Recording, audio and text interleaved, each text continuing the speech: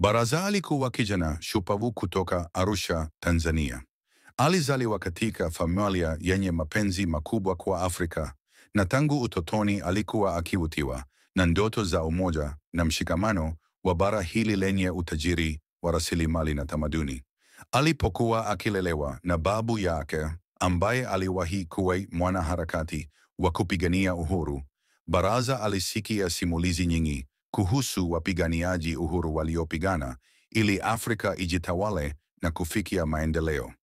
Hizi ndizo zilizoanza kumchochea kijana huyu, na ndoto yake ilianza kuchipua. Ndoto ya kuunganisha Afrika kama taifa moja lenye nguvu. Alipomaliza masomo yake ya chuo kikuu nchini Tanzania, Baraza aliamua kujitosa katika safari ya kiharakati. Aliamini kuwa ili kufikia umoja wa kweli, alihitaji kwanza kwa kuunganisha vijana ambao walikuwa na nguvu na shauku ya kutaka mabadiliko.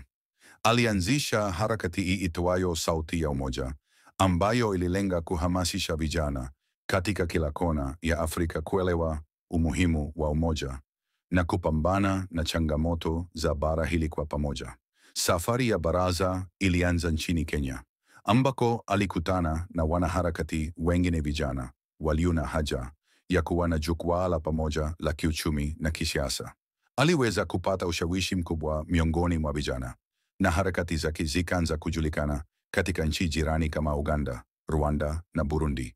Baraza aliendelea kusafiri kutoka nchi moja hadi nyingine, akihutubia makundi ya vijana, viongozi wa kijamii na hata kuzungumza na wanasiasa ambao walikuwa tayari kusikiliza. Kufuatia miaka 5 ya kampeni zisizo na kikomo, Sauti ya Umoja ilifanikiwa kupata wafuasi zaidi ya milioni 10 katika nchi zaidi ya 10 barani Afrika.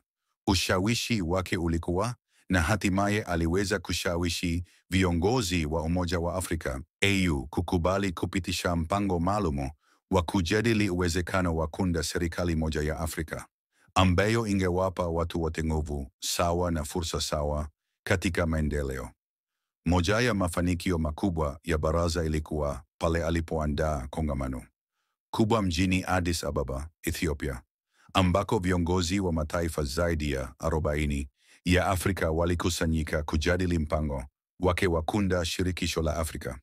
Kongamano hilo lilikuwa na mchanganyiko wa mijadala mizito, lakini Baraza alisimama imara na kuwaeleza viongozi kuwa umoja wa kweli unaweza kupatikana endapo wangeweka tofauti zao kando na kulenga kwenye mambo yanayowakutanisha: utamaduni, lugha za Kiafrika na utajiri wa rasilimali. Katika kipindi hicho, harakati za Baraza zilianza kukutana na changamoto kubwa. Kulikuwa na upinzani kutoka kwa viongozi waliokuwa na hofu ya kupoteza mamlaka yao ya kitaifa. Pia kulikuwa na ukosoaji kutoka kwa mataifa ya nje yaliyokuwa na maslahi ya kiuchumi barani Afrika. Hata hivyo, Baraza aliendelea kupambana. Aliwahamasisha vijana zaidi, na kupitia nguvu ya mitandao ya kijamii, Sauti ya Umoja ilipanuka zaidi na kuwa nguvu isiyoweza kupingwa kirahisi. Hatimaye, mnamo mwaka wa 2005, kwa hivi karibuni, juhudi za Baraza na wanaharakati wenzake zilifanikiwa na Shirikisho la Afrika lilianzishwa rasmi. Mataifa mengi yaliamua kujiunga na umoja huo mpya, ambapo walikubaliana kuwa na sera za pamoja za kiuchumi, kijamii na kiusalama. Waliunda Bunge la Afrika, na Baraza aliteuliwa kuwa msemaji wa kwanza wa bunge hilo, hatua iliyompa nafasi ya kuendeleza maono yake ya Afrika moja yenye nguvu. Mafanikio haya hayakufika kwa urahisi. Baraza alipitia magumu mengi, ikiwa ni pamoja na kukamatwa mara kadhaa, vitisho vya kuuawa na upinzani kutoka kwa wanasiasa wakubwa.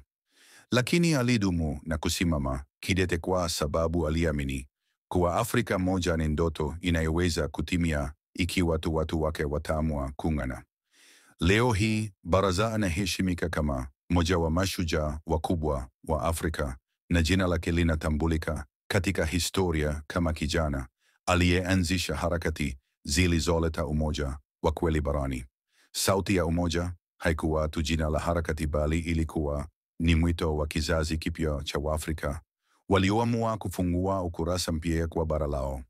Afrika, chini ya shirikisho hili, ilikuwa na soko moja, sarafu moja, na hata mpango wa ulinzi wa pamoja.